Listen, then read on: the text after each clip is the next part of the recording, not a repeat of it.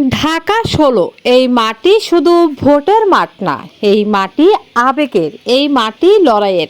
S M রফিকের প্রতিবেদনে দেখুন বিস্তারিত।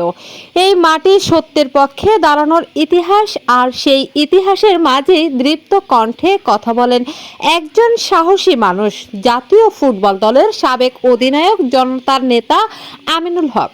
ফ্যামিলি কার্ড নিয়ে অপপ্রচার, জনগণের সঙ্গে প্রতারণা, এই নোংরা রাজনীতিকে সোজা সাপটা ভাষায় হাস্যকর ও ভিত্তিহীন বলে ছুঁড়ে ফেলেছেন তিনি।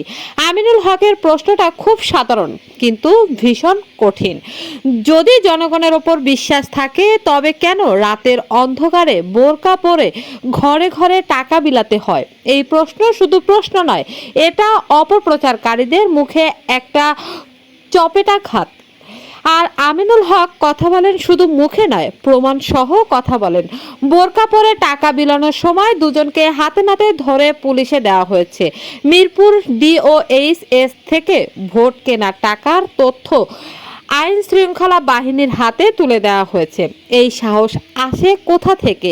এই শক্তি আসে মানুষের ভালোবাসা থেকে, এই শক্তি আসে নিজের মাটির টান থেকে। এলাকার সন্তান আমিনুল হক জানেন, মানুষ চায় না মেঘা প্রকল্পের নামে মেঘা দুর্নীতি, মানুষ চায় একটু শান্তি, একটু নিরাপত্তা, একটু সম্মান। তিনি প্রতিশ্রুতি দেন উর্দুভাষী ভাই বোনদের স্থায়ী পুনর্বাসন হবে, তাদের সন্তানেরা পাবে বিনামূল্যে শিক্ষা, পরিবার পাবে বিনামূল্যে চিকিৎসা।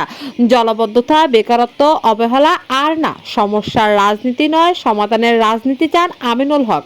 ২৪-এর গণ অভ্যুত্থানে যে তরুণেরা বুক পেতে দিয়েছিল, যারা স্বপ্ন দেখেছিল স্বৈরাচার মুক্ত বাংলাদেশের, তাদের ভুলে যাননি তিনি। আমিনুল হক বলেন, এই দেশ তরুণদের, এই ভবিষ্যৎ তরুণদের। তারেক রহমানের নির্দেশনায় ঘরে ঘরে কর্মসংস্থান পৌঁছে দিতে তিনি লড়ে যাচ্ছেন।